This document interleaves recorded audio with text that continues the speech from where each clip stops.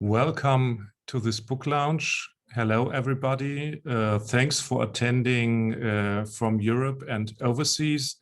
Our technician in the background is just letting in several attendees from the waiting room. So we just wait for 1 minute to have all people on board for this book launch.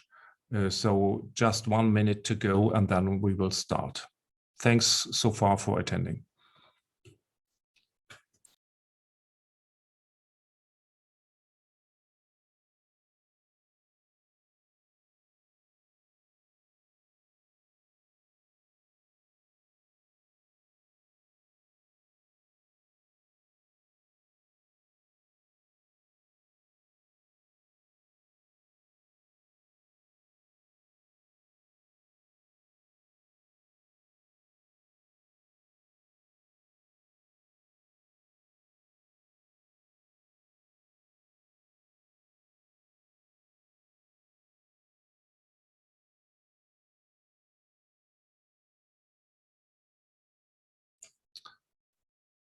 So, okay, I think we got a minute to win it, so let's start. So thank you for being with us for the next 90 minutes. Welcome to this book launch again. My name is Gerald Mertens. I'm the editor of the magazine Das Orchestra and the editor and co-author of this book, which we are presenting to you. A very big thank you to Still Art for hosting this book launch. And I want to introduce, first of all, the panelists. First of all, this is Irene Knava. She is originally from Austria. She's now living in Berlin and working in Berlin at the Humboldt Forum. And she has contributed on the issue of quality management. The other co-author is Dr. Sven Schertz-Schade. He is a journalist. He is working for several newspapers in Germany, radio stations, and contributes in this issue about the best practices and observations what orchestras did around the globe during the pandemic. And then I want to say hello to Magnus Still, who kindly is hosting with his firm our book launch. We presented his previous book in our series, in our edition of Das Orchestra, with Fill Every Seat Every Week. This is the English original, and we presented him with the German version. And today we are doing the way around. We present our English book, The Fragile Orchestra Empowerment Strategies for Orchestras. My name is Gerald Mertens. Welcome to all of you. Some housekeeping announcements. We have roughly 90 minutes scheduled. And if you have questions, please put your questions into the chat, and our colleagues will read the chat and will put in the questions later on. So our framing is that we try to have dialogues and short interviews with the authors for the maybe 60 minutes, and then the third part, roughly 90 minutes, roughly 30 minutes, roughly 30 minutes for questions and answers. So I hope you are okay with that. And then let's start with a short presentation. So we are all around the world have been confronted with the corona pandemic, and the first orchestra which had to close down operations was the Wuhan Philharmonic in China on January 27th, 2000. And then you know the story, within only a few weeks, orchestras around the world had to close operations. And we were in the first lockdown somewhere in March 2020. And this was a shock for the artists. It was a shock for the orchestras, for the agencies, for all of us in the art scene, real shock about stopping operations. And we have seen a lot of hard times. We had seen the Metropolitan Opera layoffs of staff, and we had seen dismissals of musicians, and we had seen so many bad things on the one hand side. But on the other hand side, and this is really stunning, we had seen a really big development, a really boost of creative energy. Being now in a new situation, working as a musician from home office, etc. So there was really a tough situation, and the pressure of the pandemic has on the one hand side shown how fragile orchestras are, and on the other hand side, it has shown how agile orchestras might be. And between these two words, fragile and agile, we were thinking about, okay, what can we learn about the pandemic for the future? And this was the very idea to think about, okay, what are the lessons learned and what can we take with us, not only in Europe, but even in other continents, on the questions of how to develop orchestras more stable, even more agile in the future. And therefore, we had some thoughts about, okay, what does agility mean? How can an orchestra be more agile? What is it in the arts section? Because the agile approach comes more from the software industry, and we were thinking about, okay, how can we use this these experiences from the software engineering for the arts field? This is one point which you will learn about in the book. Another part, and this is the part which Sven Schertz-Schade very much took, was the creative orchestra. So how, what were the creative approaches of the orchestras to deal with the challenges of the pandemic? Other issues, and we will come back to Sven Schertz-Schade in a minute. Other approaches were the digital orchestra. So what did the digital development and the internet and all the other things do with the orchestras, and where will the approach in the future? This is Elena Contidu from the Concerthaus Berlin. She's a really expert on virtual reality and augmented reality. She has a great article written for our book. Another article deals with the accessible orchestra. It's more or less about audience development and reaching out on a new way to the communities, written by Lydia Grün. She is professor at the Music College in Detmold in Germany and former managing director of the Network of Young Ears in Berlin. Another very great contribution comes from Irene Knava, the quality orchestras. This is about quality management issues. And we have another issue about the leadership orchestra, which is written by Beat Fehlmann. He is the intendant of the Staatsphilharmonie Ludwigshafen, and he is teaching orchestra management at the Frankfurt Music College in Germany. And then it's Magnus Still with his contribution about the audiences orchestra, meaning about building stronger relationships, at least, to the audience, not only by subscription. I myself have written an article on the sustainable orchestra, because sustainability will be an issue. It is an issue already, talking about green touring and other issues, and it will be more issues about this sustainability to tackle in future. And last but not least, we have a professor duo from the Freiburg Institute of Music Medicine, the Healthy Orchestra. It's about health and well-being being implemented into the orchestra everyday business. I think a very important issue too. And the very last contribution is from Peter Gartieser.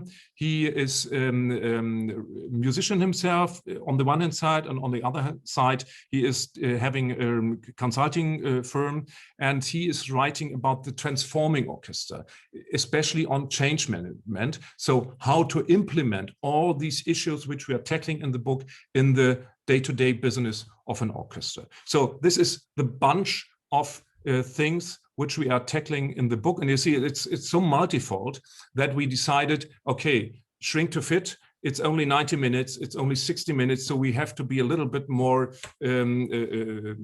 concrete. And so we selected a couple of the authors and co-authors to give you a small flavor, a small idea on what is written in this book and the very special articles. So let's start with Irene Knava, ladies first. Irene, you are an absolutely specialist on quality management. You have combined in your first book, which you have written, audiencing, which is a very tricky combination between audience development and marketing. So you have in your first book as an author, you wrote about this combination, and in the last books you were more focusing on quality management and the developing of quality management into the arts. So what is your approach which you have taken in the book? How can orchestras, or should orchestras, took the aspect of quality management into their program and into their thinking in the next few months and years? What is your approach from this side after the pandemic? What are your points where you think orchestras should do more on quality management like this? Well, I think quality management has a lot to do with leadership. So it's about leadership, and it's also about change. Many times when you implement a quality management system, you do this because you want to implement some form of change. So you didn't want to implement Corona, but then there was a change, and you had to think, okay, what to do. So what I described in my article is 6 quality management change checks, and I think the 3 most important for me is first of all, the ISO standard calls it quality strategy. So we would call it mission statement. So what is the mission of the orchestra? And I think when you have changed, then your mission changes too. Yeah. So the first step for me would be to say, okay, for whom is the orchestra for? So when you don't have analog audiences, you have digital ones, or you have none. So this depends. It's about what is the orchestra for? Who is it for? Which audiences does the orchestra reach, and what would be different if the orchestra no longer existed? So if everything is closed, you don't even know that an orchestra is existing. So that's the first thing, to say, okay, these questions, they get more important in times of change. And you have to ask them again, or you have to find new answers for these questions, and to say, okay, when everything changes, then we have to deal with these questions, and we have to think about our mission statement. Yeah. So that's what's One question in between. Do you think that orchestras, many orchestras do have mission statements, especially in the US and in the UK. It's in Europe, it's a little bit so-so. But do you think that orchestras, seeing the challenges of the pandemic, do have to reframe their mission statement? Yes, I think they have to to ask new questions. Yeah, so I think everything changed. Yeah, and the world changed, and audiences changed. I think you have to ask all these questions. So why do you exist? For whom do you play? All these things. I think you have to ask them again. Yeah, because yeah, in times of change, it needs a new mission. Yeah. So if there is a new goal, you have to see, yeah, for whom do you exist? Yeah, so I think this is what is your legitimization, if this is the correct word. Yeah, legitimization, it's okay. A difficult word. Yeah. Okay. So I think that's the most important thing. Yeah. So why do you exist, and is it legitimate that you get money, that you get public funds when you are not playing, when you have closed doors, so when there is no audience at all. Yeah. So I think this is important. Yeah. And then when you have reframed your mission statement, what are the next steps from your perspective under quality aspects? So the next step for me is then this would be quality management change check number 2. It's the quality goals. So your strategic goals. Yeah. So when you have a redefined mission. Yeah. So let's call it like this. When you have a redefined mission, then you have to redefine your strategic goals. I think many cultural institutions don't have strategic goals. They have a lot of actionism and they do a lot of things, but the direction is not always that clear. Yeah, so you have to set your strategic goals. You can use tools like what I described in the article is a specialized form of balanced scorecard, which is a tool from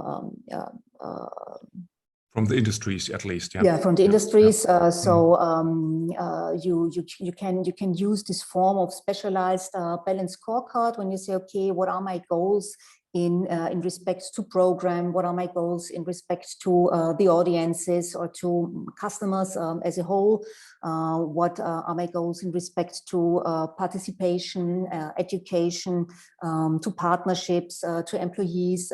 You talked about sustainability, could also be a goal. Yeah, when you say, okay, we can't travel, so this fits well for a sustainable goal. So we don't use the airplane. So maybe it's a new goal to take the train. I think there is an orchestra in Sweden which only works with artists who come by train. It's the Helsingborg Symphony. Yeah. So if you can't come by train, then you can't perform there. So I think this is important to say, okay, what are our strategic goals? How do we measure them? Yeah. So with which indicators do we use? They can be quantitative or qualitative, so that you see, okay, how can we measure? Yeah. How can we evaluate? So this would be what you do afterwards. And then after setting goals, setting indicators, then at the last time, at the last step, then you set measures. Yeah. So and normally it's just the way around. Yeah. So in normal times, cultural institutions, they set a lot of measures, but they don't ask what they set them for. Yeah. So I think this is really important to say, okay, what is our goal? The goal is described by the mission, and then you see, okay, how do we achieve this goal? So what is our route to get there? Yeah. Do you see, because we have the more or less public funded orchestras in Europe and other countries, and the more or less privately funded or in corporate funded orchestras in the US, and we have participants from the US and Canada. And do you think that there are, in terms of funding systems, private funding or more or less public funding, are there up to what you said now? Are there any differences, or is it at least the same approach? I think the more money you have to earn by ticket sales, the more business-like you have to think. Yeah. So you have to, the more money you have to earn from selling tickets or getting fundraising, the more strategies you have to use from normal profit enterprises. So like using a quality management system or using the balanced scorecard comes from this profit world. Yeah? And I think like orchestras or cultural institutions in Germany, they get a lot of public funds. So what they earn from the ticket sales is really, it's 10%, 15%, something like this. Yeah. So normally there is not enough pressure to getting more, I would say, professional. Yeah. Professional in forms of administration, in forms of leadership. And I think Corona is this form of pressure that we didn't expect. Yeah. So you can't. There is not enough pressure from this pressure from selling tickets because funding is so high. But I think if you lack audiences and if you are not existing because you are closed, yeah, and you can't do anything, then this is. Yeah, like a new kick in the ass, I would say. Yeah, and then you have to you have to move. Yeah, so this pulls you, even if you don't want to. Yeah, I would say it like this. Okay. Yeah. Well, thank you up to this point, because we don't want to spoil all the other points now. Yes. We come to you back later. I just want now to change to Sven Schertz-Schade, because Sven, you were looking around the issue by researching European orchestras as well as international orchestras.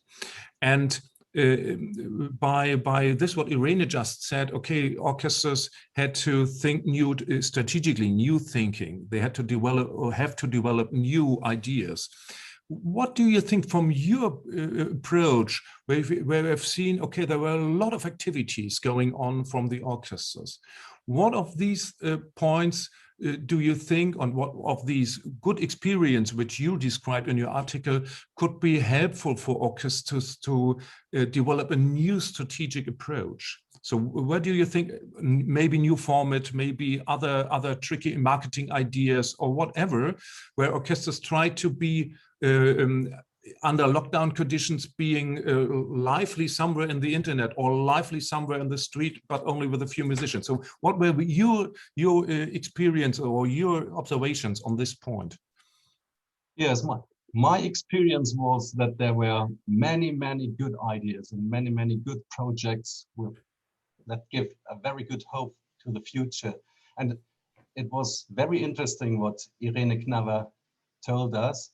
And I'm not very sure if all the examples and projects that I found, that if they all are based on quality management and on that strategy and the direction you told us. So I don't know. I only looked at the projects, if you want, like this on the surface. So I only see the output. I don't know what is the background of all these projects.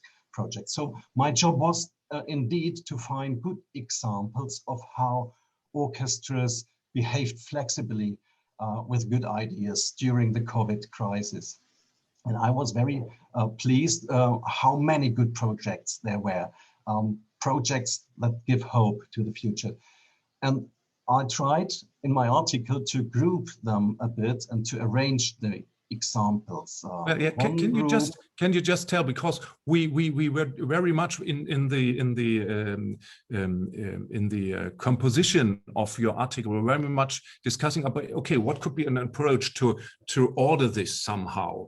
And you made a first slide, which is not printed in the book now, because we made a first slide like a mind map. Okay, and if I'm right, we had internal and external. So internal effects, yes, which were working more into the art institution, into the orchestras, and others who were more external. So can you just describe these 2 points, internal and external? Yes, there were projects that addressed to the musician inwardly, to the musicians themselves. So we had many solidarity funds for musicians in the last months. We have had many help, or I found one example from the Lucerne Symphony Orchestra from Lucerne. They helped the freelancer musicians in their country, in Switzerland, to give performances at their new Orchestra house. The Orchestra house is a rehearsal room and a concert hall for smaller chamber music, and it is new built, and they need this. The orchestra needs the space because they cannot often rehearse in the big KKL, so they need the Orchestra house. And it was planned to open the house in 2020, what was not possible. And then they changed very quickly with the idea and with the need that the freelance music scene in Switzerland needs the help. And they offered the stage to freelance music, and freelancer gave concerts. They got fixed fees, and there was no entrance that the audience had to pay. There was no ticket price, only donation. And they earned in this way lots of money. And it showed, for one thing, that the solidarity was very, very big in this time, and the possibility to get new freelance music, new talents. Do you think, because there is, of course, in the more or less publicly funded system in Switzerland and Austria, in Germany, there was a stiff discussion about, okay, there are the full-time orchestra which are fully subsidized by the public purse, and there are the poor freelancers which are without work, without any stage, etc., etc. Do you think that this approach, showing solidarity from the big institutions, which are rather well funded, towards the freelance scene, that this is an approach that should be taken forward in the future? Because now it came from the emergency situation now. But do you think this should be promoted for future, so that the big institutions shall give more a shelter or an umbrella to the freelance music scene? Do you think there is a future approach on this? Absolutely, absolutely. The pandemic has made it clear that both sides need each other. And the pandemic also has shown that the big institutions and the big orchestras, like you said, have the responsibility for the freelance scene. And the freelance musicians, they can give very good, new, vital impulses to the orchestra. And established orchestra like the Lucerne Symphony Orchestra has good points to get new talents, so they need each other. And the pandemic also has shown that there is the solidarity. It's not a wish, it is reality. In the USA, there were collected so many donations for new music, for the genre, which is often forgotten. But the new music scene in America, they got lots of solidarity. So I think this is something that gives a good hope for future. So this were some examples about the internal issue, and to freelance is even an external one. But you had some very good examples on external effects. So what were your most striking points on this aspect? Yes. At the moment, at our book release, I only can give few examples. So there are lots more examples I wrote in my article. But one I want to emphasize here is I really like the self-evidence and the self-confidence with which the orchestra in San Francisco presented themselves, and its new conductor is Pekka Salonen. Is 2020 is the year when he started his, he was inaugurated as the new chief conductor. It was very difficult for him and the orchestra to present themselves to the audience. And they made a very, very wonderful big concert film with the help of their sponsors, a movie which takes 60 minutes. And it shows a mixture of different recordings of a concert recording in the empty concert hall. It shows interviews, it shows lots of atmosphere from San Francisco, the skyline and the places in the street where the musicians played. And it is a wonderful new form of concert film because they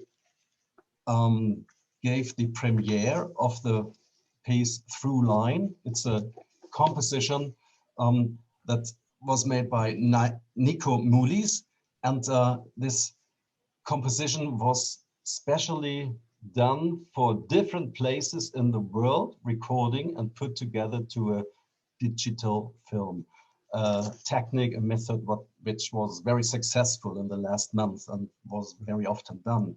And in this case, they put together the interviews with Esa-Pekka Salonen, and he gave, for example,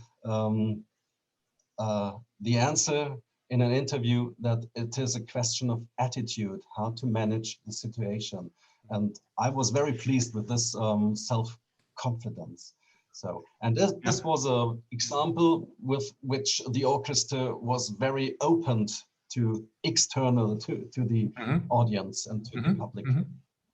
Yeah, well, very good. So let's stop here and we come back to you later. And I want now to change to Magnus. Magnus, you are an expert in subscription, but not only. And the very point is, you know, we have been working on your last book, For Every Seat, Every Week, and there are very good recipes, like how being a craftsman on selling tickets. Yeah, and the question is, and I know that there are some examples that the pandemic might be a good opportunity to rethink how to reach out and how to sell tickets to a community, because you know we need a strong community. And what I experienced from the pandemic, that the people have a really hunger for live concerts, for live performances. And I think this is one of the most striking points of the pandemic from my experience, that people really want to go to a concert, they want to meet people in the concert hall, they want to go out, they really need arts and culture. And I think that is a good message. The fear of the orchestras and the concert houses, of course, is will the audience come back? Now we are, you know, somehow in the declining of the pandemic. We get some messages from other states where the figures are going up again. So it's really tough now to be a concert planner, to lead a concert house, and to work on the audience as a customer. So what are your main approaches, which you write about in the book, but are even in your topic business? So first, thank you for inviting me to be part of the book. It's an honor and it's fun. And so my core work is to work with subscriptions, and my team is doing that. And but the core of the book is the fragile or the agile orchestra. And that's actually very, very close to the reason why we are doing this subscription work. So when I was chief executive intendant of the Finnish Radio Symphony Orchestra, I wanted to develop a lot of things. I was only 29 when I joined, and I full of enthusiasm, and I wanted to do this and that and that. And the problem was that we hadn't stable audiences, and it's not nice to bring a sponsor if you don't have enough audience, or the owner of the not the owner, but the president or the chief executive of the broadcasting company. You want to show a good picture, and quite often people that come to the concert say, especially if they are not so into the business, that well, today it wasn't so much audience, so is this orchestra good, or they have a lot of audience, they have to be good. So it's kind of an image thing and a kind of a pride. And of course, to be on the stage, it's much nicer to play when it's full. So I realized, like, every second week we were more or less sold out, and then every second week we had younger conductors or so, more challenging programs, and we had audience problems. And this was very stressful, every second week or second program to do this. So I started searching for ways to get this solved, and I found out that most orchestras that were really solidly sold out from week to week and from seasons to season had a solid subscription base. So we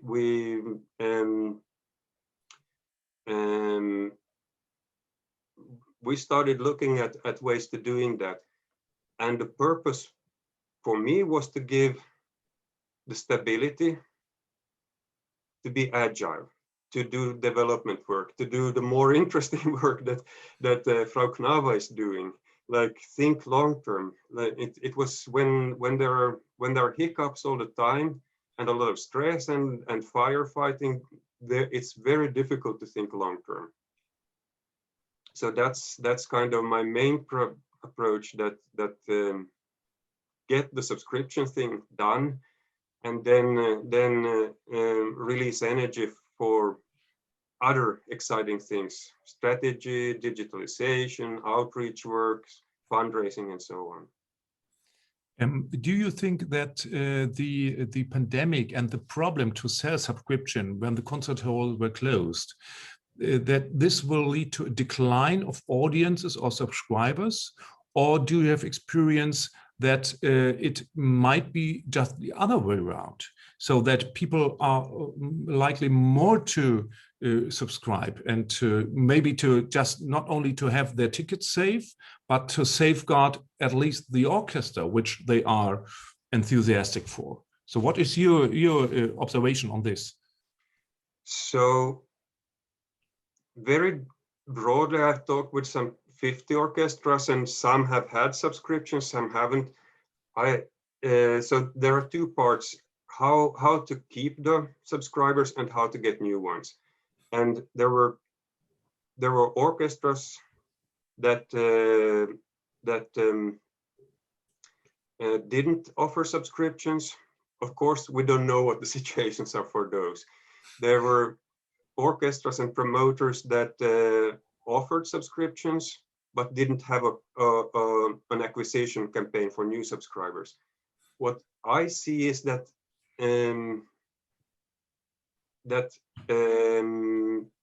most orchestras didn't lose a lot of subscribers, perhaps a little bit more. I just talked with in Madrid and Barcelona 2 hours before this webinar, and they said they were fearing like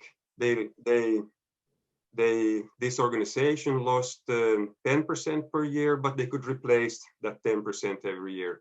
They were really fearful that it would be much more, but it was only 5% more after two years of more or less closed now. Mm-hmm. And then there were the third group is orchestras that offered subscriptions, did the renewals, and started doing marketing for new subscribers. And we have had, for last year, we had collaboration with Orchestra de la Suisse Romande in Geneva. They also have a concert series in Lausanne. And Caroline Paul-Hill, welcome to the webinar. I'm really happy you're here from OSR. So last year, there were 1,015 new subscribers, and this year we are in total up to 1,800 new subscribers. So I think that's kind of, yeah, I'm not sure, but something like 50% increase. In a smaller orchestra, Musikkollegium Winterthur, we started a test campaign in April, and they had 50%. They had been losing subscribers for 5-10 years. Now it's 50% more, they sold out, and yesterday they asked, can we start new subscription series? So today we decided we not only Wednesday and Thursday, but they will also start subscription series on Saturday, Sunday, because their headache became that even if they would have full halls, they were running out of seats. And in Sweden, also. Yeah. So your message, at least, is, or your experience is, that there is no decline in audience. There is even a stable subscription, or even more subscription, if you do it on the right way. So it's not a decline of audiences through the pandemic, from your point. I think now you're talking broadly about audience. I just talked more about subscriptions, but I know that at the moment, or I don't know, but those I have been talking with, at the moment, many have difficulty selling single tickets. My guess is that it's because it's summer here in the Northern Hemisphere, and that people, a really, really big problem that we need as a community, and the professional hired musicians and administrators and freelance field, together with other arts forms, arts genres. The pandemic has shown that we are so fragmented. This is a really super problem. So we don't have a unified voice when we need to talk with authorities and health authorities. So this split makes it one of our main problems at the moment, is that not only the pandemic in itself, but we can't trust the authorities, what they're doing. This is a really big headache that we need to address, and it would be very, very good if we could step back and let our egos go and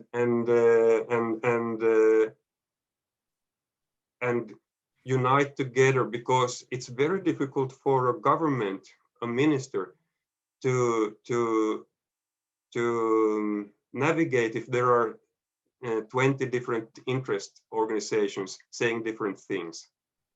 So to your questions, are there less audiences right now? I think because of summer and authorities and pandemic, and people are feeling unsure, that at the moment there is a little bit less.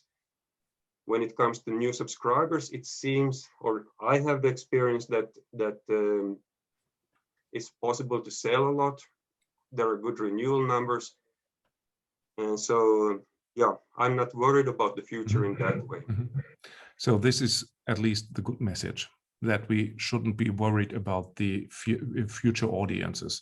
We have to work on it. I think this is clear. And this is now I going into the circle. I come back to Irene Knava, because the issue of quality management, the customer's journey, which we describe, has something to do with trust. So trust into the arts institution, and even trustability of quality. So really a quality experience in the visiting a concert, for example. And so where are then in next steps, coming back to you, what you said in the beginning, where are the next steps to really bring a quality experience to the customer, to the concert goer? What are your points really after the pandemic? And we just were talking about a single ticket is difficult. Of course it's difficult, because there are maybe older audiences, maybe vaccinated, which is good. Yeah, maybe not yet vaccinated completely, which is so-so. Yeah, there might be a little bit afraid of going into the concert now if you are 70 or 80, even if you are vaccinated. So there is some psychological barrier to attend the concert. Do you think, or how do you think, should concert promoters, should orchestras work on this issue, giving their audience trustability on, well, when you join us, you are safe, we have check seating plans, whatever we have, all that stuff. Do you think this is a question of quality management and communication? I would say yes, but I think the old ones are not frightened because they are vaccinated. I was in Vienna on the first day when the orchestras and all the theaters opened. I was at the Musikverein at 5 p.m. It was the first concert, and the audience looked like they always looked. Yeah, so and they were not frightened, and they were there, and they were happy to come. I think I think this is not the problem. I think what we experienced is digital forms. Magnus, his work is also strategic work. Yeah, to say, okay, if I want to sell subscriptions, then this is a strategic decision. Yeah, and so that's what I want to say. So this is not. This goes well together. Also, what Sven said. Yeah, I think people got they were very creative, but after having all this creativity, now I think. You have to, like, you could move it into a new direction. Yeah? And I think it's not addressing the 70 or 80-year-old ones, it's addressing also younger audiences. And when I teach, and I teach a lot, those people are there 20, 25, they use totally other media than I do. Yeah, they have a totally other, they read that they are not on Facebook, but they are on Instagram. They use other media. They don't watch TV because they watch Netflix and things like this. And I think this is change. Yeah, I think it's not the existing ones because I think they come, they know how this feeling is. Yeah, I think they trust a Konzerthaus and the Musikverein and all this orchestra that were mentioned because they know when they've been there for 20, 30, 40, 50 or 60 years. I think they have this trust, but I think it's about getting newer audiences, getting younger ones. And I think we have experienced that we can reach people only through digital media. So we're sitting here with Zoom, and we wouldn't have been sit here 1 or 2. I think 1 year ago we would have used this, but 2 years ago, we wouldn't have met in a format like this.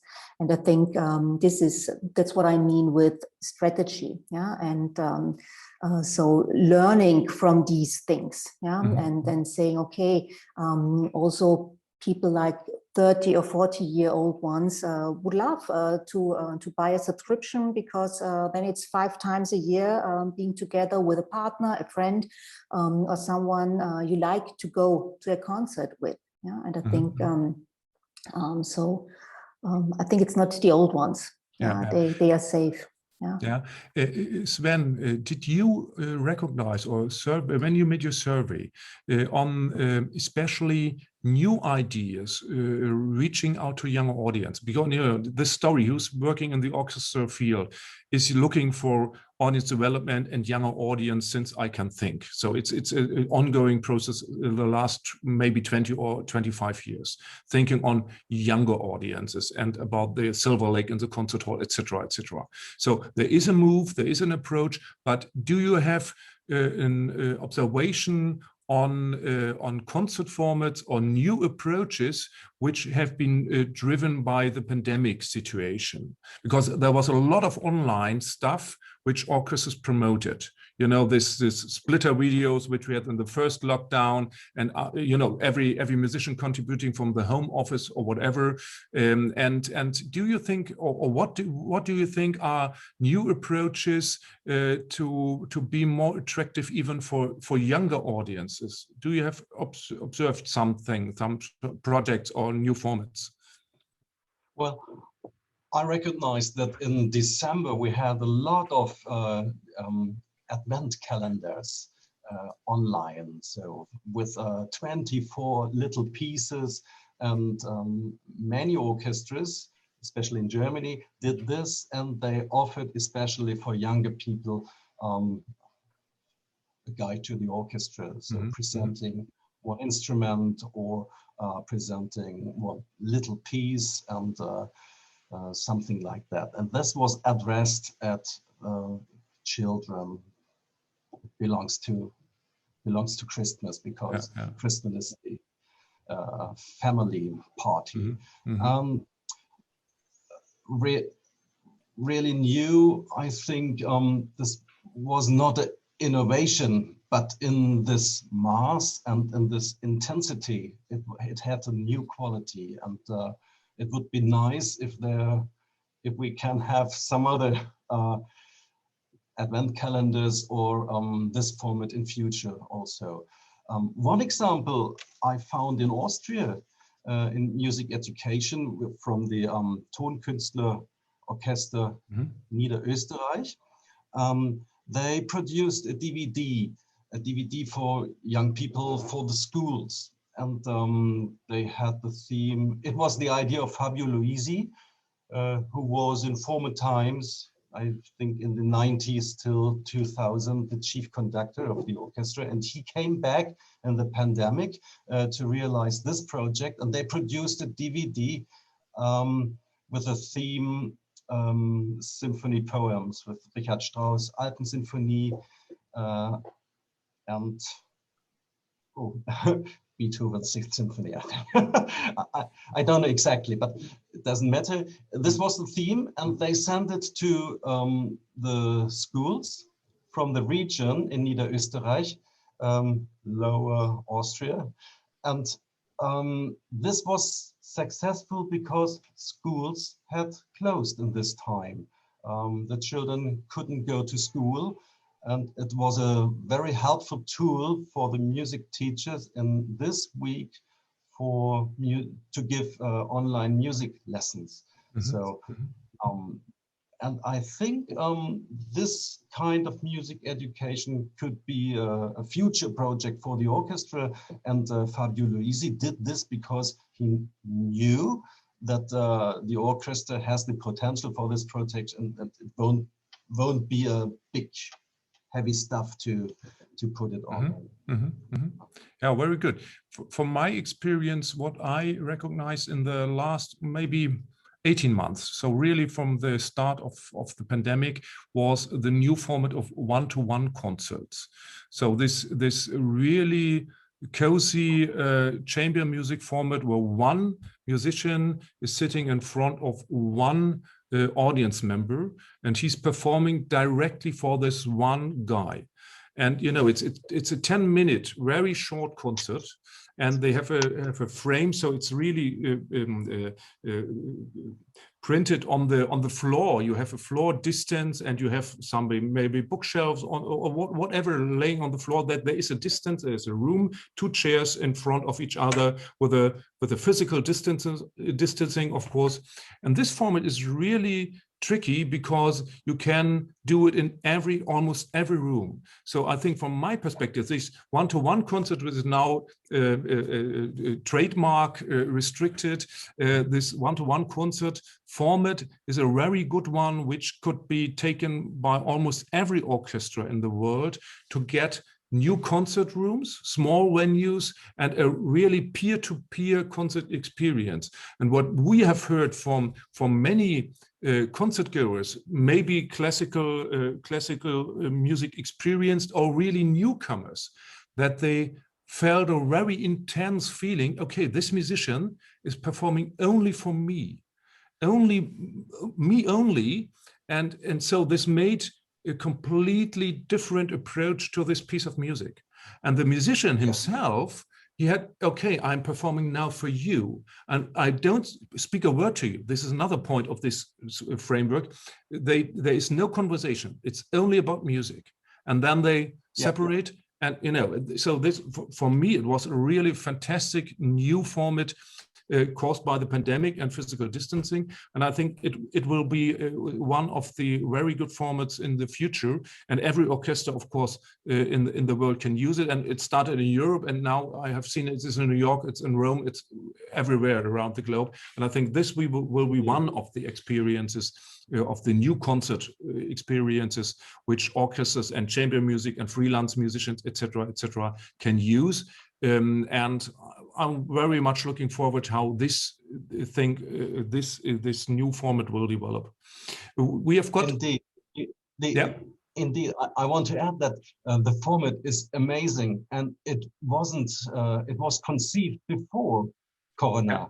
It was conceived in 2019. It doesn't belong to the corona pandemic. And the idea is so striking that it will survive in the future. And one listener, I think he has an experience by a one-to-one concert which he will never forget in his life. So group is new format in the category of more proximity to the audience. Yeah. This is audience development in the individual best thing. But it's very intensive in time. Yeah, Magnus, please. Anna Stein is writing, I was the facilitator of one-to-one concerts in Israel. We had amazing feedbacks from both musicians and listeners. Most of them never attended a classical concert before. So thank you. Well, yeah, thank you for this contribution in the chat. There are some questions in the chat, and I will try to come back to all of them. So when we are now taking the circle round, again, back to you, Magnus, about the audience development via subscription and the outreach to audiences. What do you think are the next few steps orchestras should do now after the pandemic, when we are more safe about how many seats we can really sell in the hall? So we are in a difficult situation now, of course, and I know two systems. So from Germany, I know the one system where orchestra managers say, okay, we sell out for 100%, and hoping we are really begging to God that we will have the hall and all seats available in August, September, when we start again. This is one approach, and the other approach is no, we only sell 50% now, and we have then later on, when we see that the pandemic is not that hard coming back, the fourth wave or whatever will happen, then we can have an upgrade to 60, 70 or 80% of capacity. So two approaches, the 100% approach or the 50% plus approach. And if we think in subscription, I think you need at least the 100% approach. Am I right? I think it's it very much depends on the local situation, how strong the single ticket sales is in normal periods. And so if the orchestra easily sells a lot of single tickets, you can have the approach of selling more later. My experience is that 80-90 of orchestras have a very limited, if it's not famous soloist, super strong repertory or a special event, it's not that many hundred single tickets that are sold. So if you start, and they are typically sold to some extent at the very beginning of the ticket release, and if you restrict it then a lot, you have a long period where you don't gain more single tickets, and then the last days before.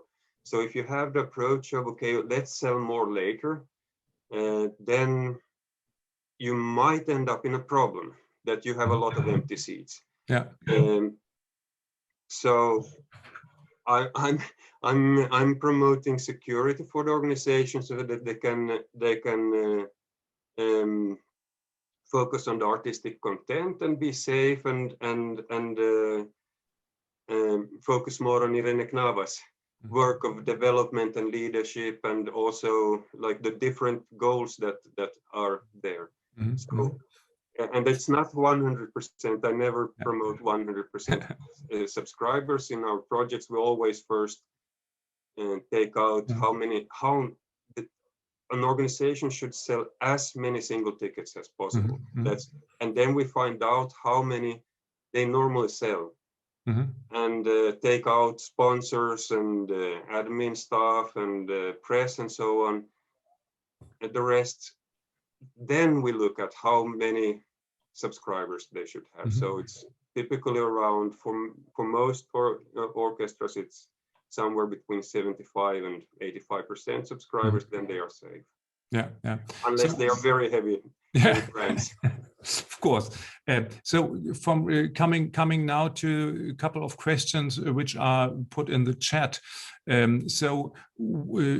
Usually orchestras plan for some seasons ahead, 2 years, 3 years, 4 years. So it's a very long-term planning ahead. And what we realized now that orchestras were facing lockdown, and they had to renew their planning very, very fast, which is absolutely unusual because soloists couldn't come in, conductors couldn't come in, etc., etc. So many problems which are poison, at least in the old thinking of strategically planning of an orchestra. So we have seen very much short-time flexible programming and shifting of concerts and reselling tickets, etc., etc.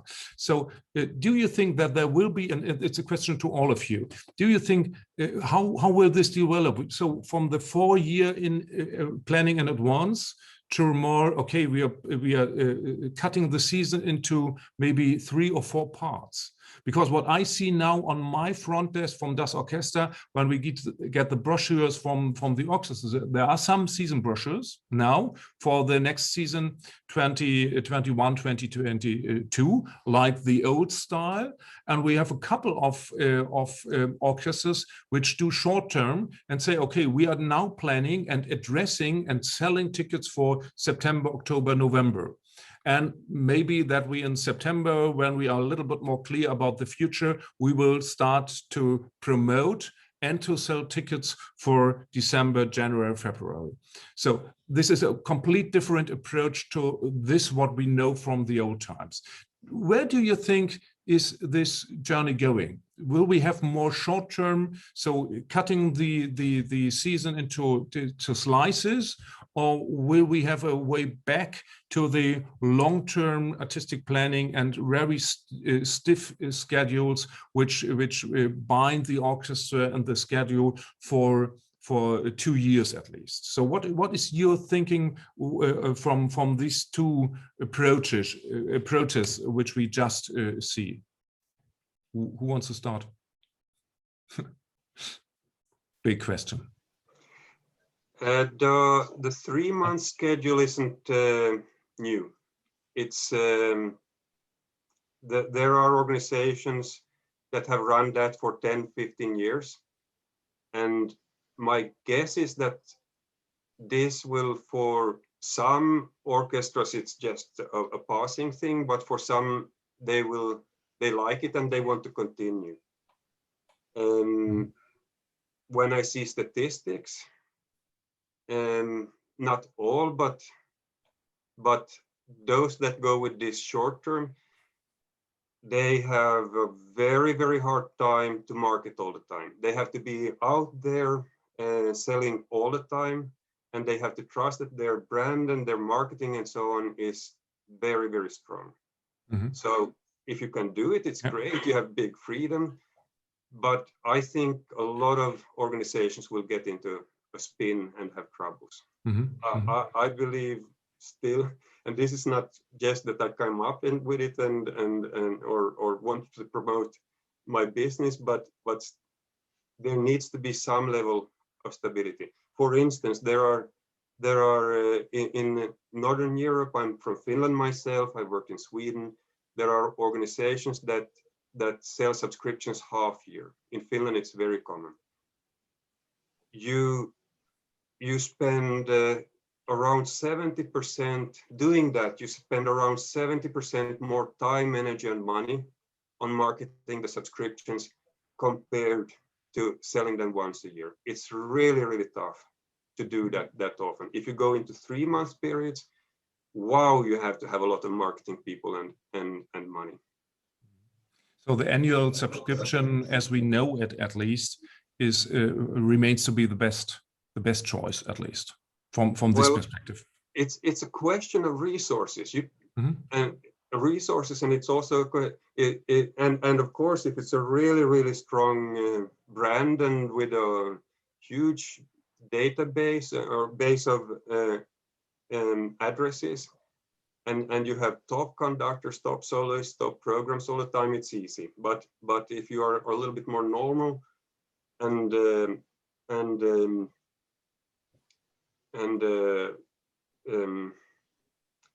don't have limitless marketing resources and stuff, it's typically easier to do it 1 year at a time. So it's a question of resources, and including your audience resources. Well, Sven, what do you think about this point of having a sliced season, or having a whole season, even looking forward to more seasons? Well, I don't know. I'm not on the side of the organization of the concert givers. I'm on the side of the observers as a journalist. But I can imagine that it could be a chance for younger and for not so well-known popular musicians to go in shorter intervals into the programs. I can give the example of the Impossible Orchestra, which was a project that during the pandemic that Alondra de la Parra realized. So she brought together a virtual star orchestra with all the stars of the classical scene worldwide that we all love. Which couldn't travel and were locked down themselves, yeah. They could not travel. They had so many times and their calendars were empty. And this was an experience for the first time in their life. And I know from interviews with soloists, with conductors, everybody is annoyed about the pressure of planning for the next 2-3 years. Everybody is annoyed, and they don't want to say this primer in an answer for the newspaper because it is bad news, but behind everybody is annoyed. And perhaps it could be a chance to rethinking about this pressure and make the intervals of planning the programs shorter. And it could be a chance for those who are not empty calendars, but perhaps less, not so filled up calendars. So a little bit more flexibility of artistic planning, I think, could be good, because we have this very much long term, and we will do the tour to China into 2023, and we will do the special concert in 24, and now it was possible to have in the next month a new concert format like this and that with the chief conductor, and this is absolutely so it's really a conflict of very short-term planning to very much long-term planning. Irene, what is your thinking about this issue, more short-term or long-term planning? I think it's two different questions. The one is the one that Magnus answered with selling tickets via subscriptions. So this is one thing, and I think the other one is the planning question.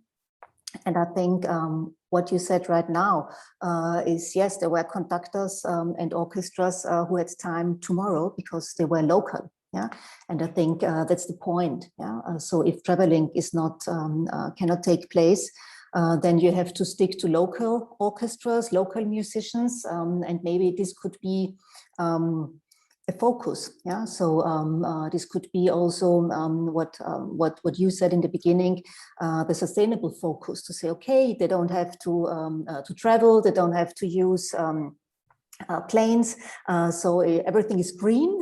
Maybe younger people are interested in that. Yeah, they are very interested in green formats, in green culture. So I think this could be a mixture. Yeah?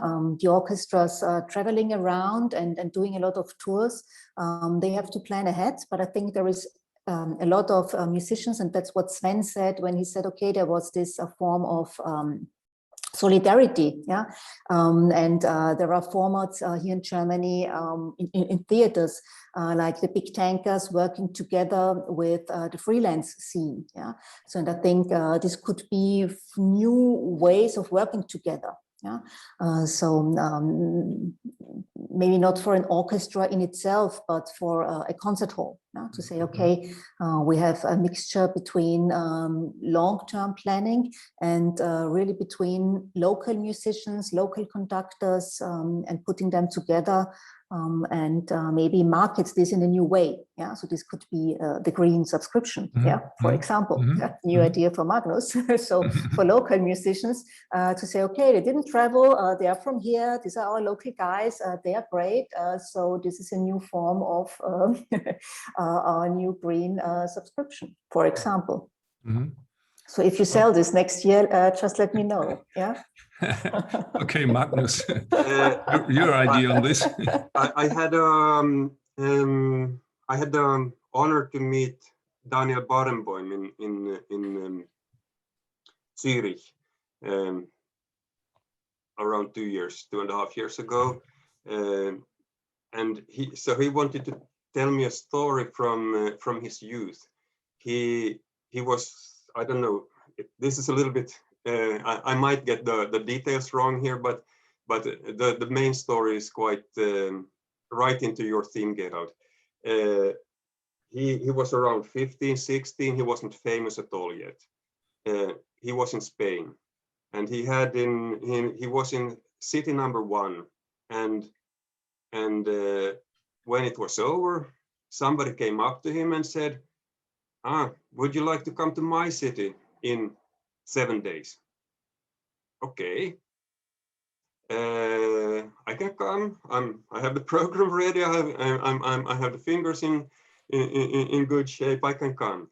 And then he came to the city, and they went into the marketplace with a megaphone and shouted, Daniel Barenboim, future big maestro, not maestro, but a star, will be in our concert hall on Saturday.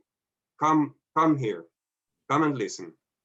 And after a concert, a new guy, probably guy in that time, came up to him and said, would you like to come to my city on Thursday? Okay, that's fine. This is my fee and so on. And he came there, and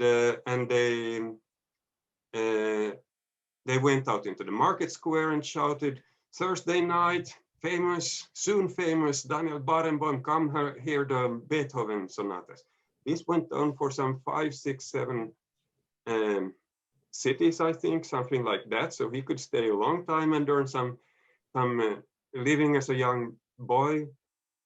And he asked, how is this working? How can you do this? How can people just show up like you go 2 days in advance? And he said, they said to him, we sell 12 concert subscriptions in advance, and we announce the season as it comes. That was possible, like, I don't remember how old Maestro Barenboim is now, but this was possible many years ago. And if you look at soccer in, for instance, Spain, it still works like that. It's a subscriptions for, I don't know, 20 games, and they announce it 2-3 days in advance. So you buy to everything and you organize all your life around that. You get notice some days in advance when you will go there. So they have the money secure, they have the audience, and people just show up. I would love that to work. I just don't see it's very often happening in today's world where people are so busy. Yeah, thank you for this example from the old times. I think we've got some question or links even in the chat. So there is a link to the website of Aubrey Bergauer on the getting a new diverse audience. She was former at the California Symphony. She's now on her own enterprise on the way to do audience development from the American perspective, which is a little bit different from the European or even German one.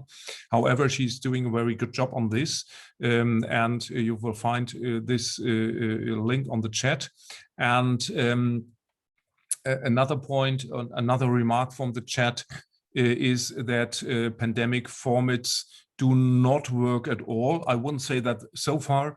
It's true about the financial point of view. So if you do a one-to-one concert, this somehow was a charity aspect. So and somehow should be sponsored or can be sponsored. So that's it depends on the approach of this format, but the format itself is a good one to be established in future, because it's a possibility for even for an orchestra, and of course for freelancers who should get paid, of course, for this concert, of course, and to make the living. But from the format itself, it's quite a good example. And Sven, you described this and other formats in your article. So we have got some new questions and new things. So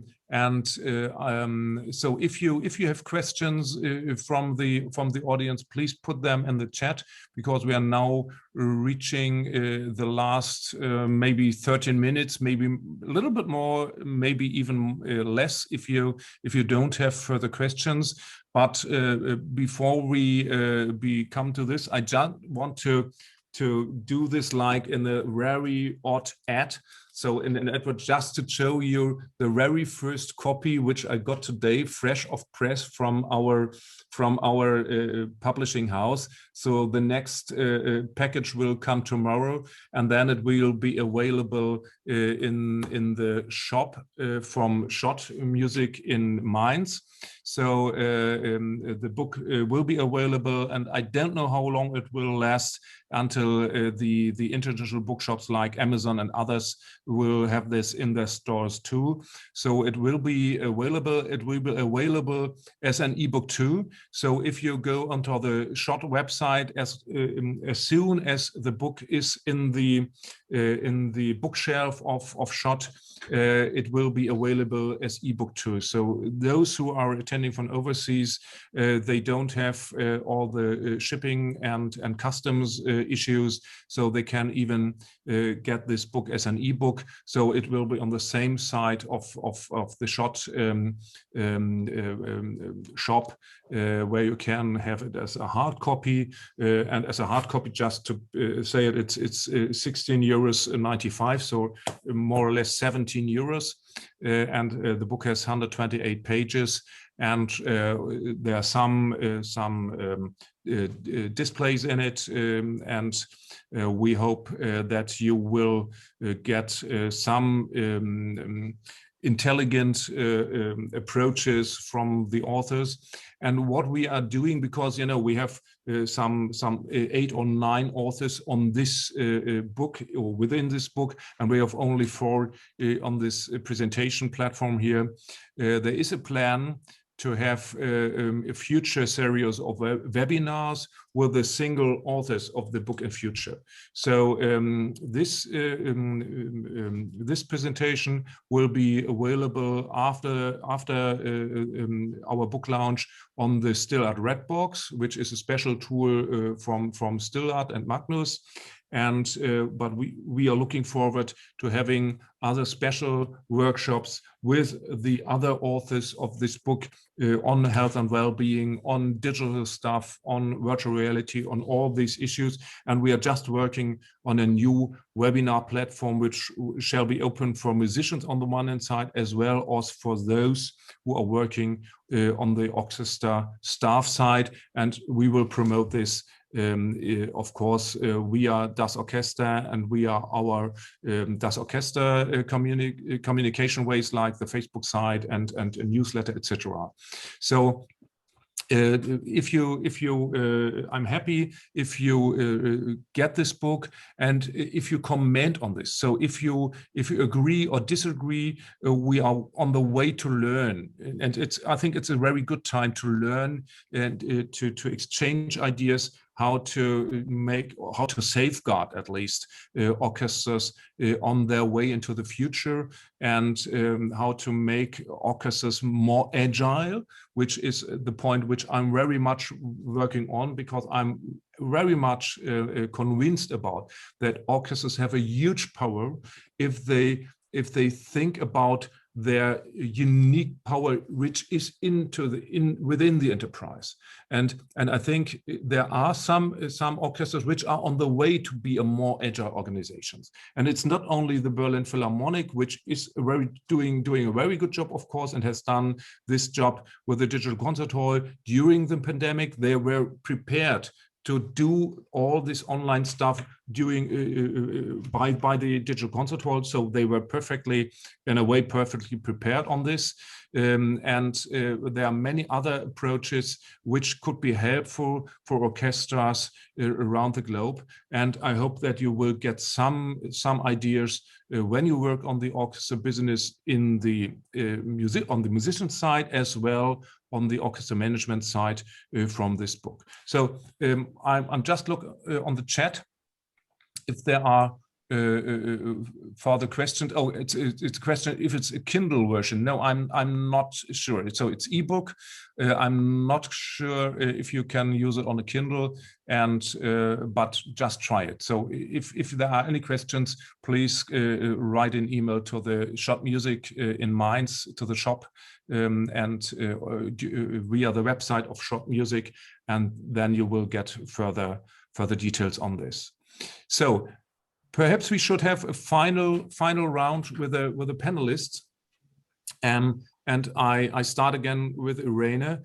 So Irene, when you think about the quality issues and the situation in which the orchestras and the concert halls are now in mid of July preparing a new season, what do you think from your aspect of quality management?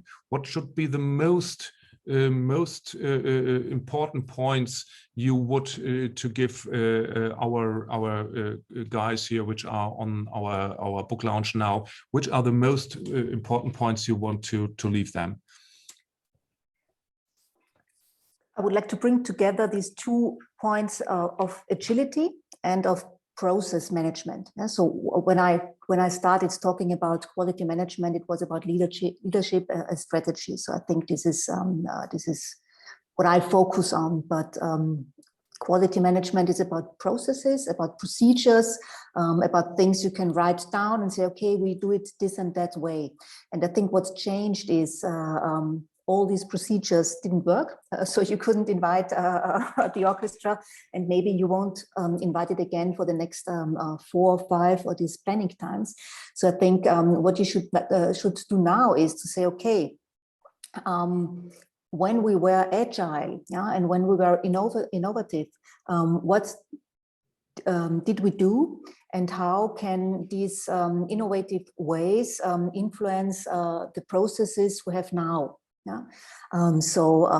Because this is, it was about innovation, also what Sven told us, what these new formats and new audience accesses, etc. And to say, okay, quality management is about strategy. So you should choose, you should change your strategy. But if you change your strategy, you have to change your procedures, your processes as well. Yeah. And so, that's what agility is about, just to test and try new things and do prototypes, and then see, okay, can you develop this prototype into a new format, for example, yeah? Or into a new format for a new audience. Yeah? So bringing this together, yeah? So things that you did in the past and which were very good established, and now this agile new formats, and say, okay, how can these two match? Yeah, and bring maybe invent something new. Yeah, so if you match them, so then it's maybe something new, and maybe it's possible to earn money with one-to-one formats, because if the other one is has a lot of money or is a sponsor, maybe you get paid a lot. Yeah, you don't know. Yeah, so it could be also a new form of business model. Yeah, for example, maybe if you're not in the stress of getting funds. Yeah, so maybe this would be I think a possibility. yeah, and a chance. Yeah. Yeah. Yeah. Okay, Sven, what do you think are the most striking approaches for orchestras now? Well, for the future, I think I said that I was pleased of the many projects I saw, and in the pandemic, the musicians were ready to do something extraordinary. That was really fascinating for me, and this should be kept on in futures. Important is the willingness to also to volunteer. They did it with voluntarily, and they invested their energy and their ideas and lots of time in extraordinary projects. And why shouldn't this be also possible in the future? Not to be misunderstood with the voluntarity. No musician should work longer or harder or more in the future because of new projects or new formats. But the willingness to volunteer releases impulses and potential, and to use this potential will be very important. And nobody knows how long the situation keeps on with the pandemic. So we are now in autumn in the situation for the 4th wave of Corona, and perhaps it's necessary to stop the thinking in stopgap solutions, in stopgap solutions for emergency situations. There are no stopgap solutions anymore. There are only solutions, what we can do. The streaming concerts, for example, they had all their own quality. It is something different to the conventional concert and performance situation, but the streaming concert or the digital snipped concert is a concert with its own quality. And why shouldn't it be a format that can also be practiced in the future? For me, as the visitor, it was a new and a good experience to spend so much time in front of the computer, in front of the screen. This can be a parallel, and perhaps we must trust in the new formats. We must trust that they can work, that they have their own quality. Yeah. Or to say it more dramatically, we must trust in the music itself. It is the force of music which can speak in every situation, the 4th wave, 5th wave, and so on. Sure, thank you. So, Magnus, what is your most striking approach now for orchestras?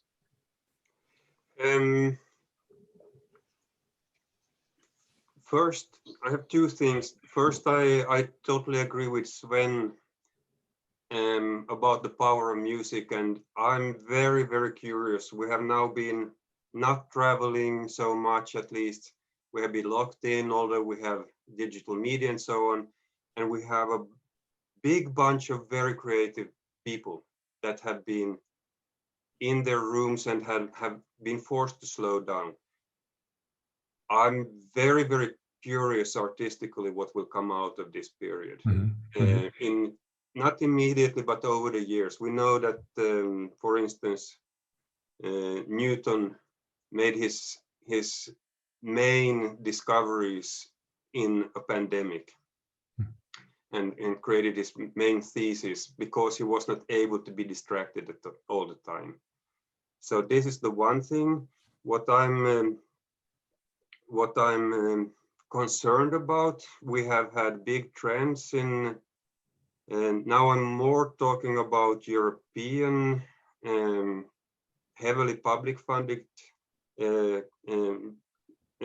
countries where arts organizations are heavily funded, but there are parallels to, for instance, US. There have been trends going on since the 80s. Population pyramid with more elderly people compared to younger people, meaning that publicly funded organizations or the public economy has to take care of